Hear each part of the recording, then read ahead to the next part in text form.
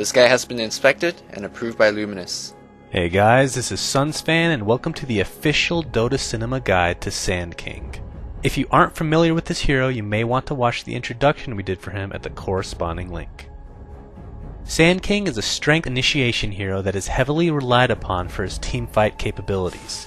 He can be played effectively in a dual lane, a tri-lane, a solo lane, and no lane, meaning he can be very helpful as a roamer. Skill build. The typical skill build for Sand King would be to max your Burrow Strike first, while typically focusing on Sandstorm second. Getting your Epicenter ultimate at 6, 11, and 16 is also standard. After that, if you feel you need a little bit more survivability, then going for stats over Caustic Finality is definitely viable, while the opposite is true if you need more farm for that elusive Blink Dagger. Now if you're soloing a lane versus a melee hero, then substituting your skilling of Sandstorm in replacement for Caustic Finale is going to be needed, as controlling the lane becomes a cinch. The harassment that comes from Caustic Finality in the early to mid stages can force the enemy back, therefore allowing you to farm at will. Caustic Finale is also excellent throughout the game for pushing the lanes, so keep that in mind if you're down a barracks. Item build. In the beginning stages of a game, be sure to either get wards or a courier if no one on your team has done so yet. Aside from that, get your basic regeneration so you can stay in lane with little issue. And one side note, if you're planning to play a roaming Sand King, then picking up a bottle in the early stages may be necessary for regeneration purposes. For boots, you have the choice of getting arcane boots or just sticking with regular boots until your initiation item's picked up. This is all dependent on both how well you're farming, as well as if multiple arcane boots have already been picked up by your own team. Throughout the entire game, both teams know exactly what item Sand King must pick up. This item, of course, is a Blink Dagger, and the faster you can pick it up, the better your initiations will become. Despite this, depending on the opposing lineup, a Blink Dagger may not be the best idea. If you feel this is the case, then a BKB would be a solid choice to allow you to channel your Epicenter. Although a Blink is the only thing a Sand King player quote-unquote needs, if you happen to be getting terrific farm and the ward situation's under control, then certain luxury items could be picked up.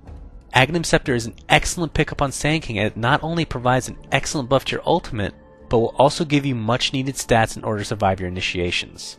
A BKB, like we talked about, also can be picked up, which in essence will allow you to blink stun and then cast your ultimate as the enemies wait for death to ensue.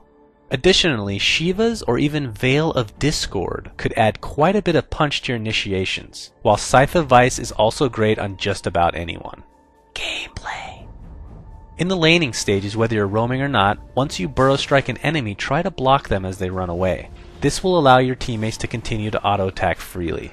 Sometimes farm can be hard to come by in the early stages for a Sand King player, so if you're playing the support role, try switching between the lane and pull spots in order to maximize your farm. And before you're able to actually get your Blink Dagger, using your ultimate after a stun is a definite possibility, but you have to be aware of what spells or items the opposing team has that could cancel your Epicenter. Keep track of what has been used as you're getting ready to pop it, because if cancelled, that is a lot of mana and cooldown time wasted. Just remember that Sand King has a ton of survivability built in with his Burrow Strike and Sandstorm, which can make him extremely tough to kill, much like a Puck. Also note that both skills can be used to dodge most incoming projectiles. For teamfights without a Blink Dagger, try to go in and out as much as possible with your Burrow Strike Sandstorm combination. You have a lot of escapability, so try to take advantage of that. If you don't feel you can get a solid ultimate off, then be as helpful as possible with your Burrow Strikes. And if you're only able to get a few people on the outer edges of an Epicenter, that's okay. The slow coming from the ultimate is really underrated. Now, teamfights with a Blink Dagger are a completely different story. If you're able to wind up a good ultimate as your first initiation, then do so by all means. On the other hand, a lot of professionals love to let fights start on their own accord and will then bide their time as they set up a truly perfect Epicenter. Much like an Earthshaker initiation, allowing the opposing team to clump up will make it that much more effective. Remember to cast your ultimate, then hold shift while blinking to the location. And then after this combination goes off successfully, Burrow Strike to catch as many enemies as possible. Friends and foes. Heroes that love laning with the Sand King would be those that have a follow-up stun or nuke that will accentuate your Burrow Strike initiation. Some heroes that fit this classification would include Mirana with her ungodly arrow, as well as both Rasta and Lion with their respective CC and nuke capabilities. Heroes that counter our Scorpion friend would include those that have large AoE stuns and global ultimates. Basically anyone that can disrupt Sand King's epicenter. A short list of examples would include Warlock with his amazing ultimate initiation, Tidehunter with his very large Ravage radius, Spectre with his global ultimate, as well as Pugna's Nether Ward, which has an extremely large AoE. Thanks for watching, guys, and please remember to subscribe to our YouTube. Also, a special shout out goes to Flawless and Luminous for their help in writing this guide.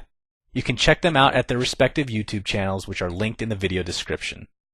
And finally, be sure to check out our new website at dotacinema.com, where you can find a ton of Dota 2 videos along with our live streaming page, which includes me playing with you guys on a nightly basis. My name is SunsFan, and until next time.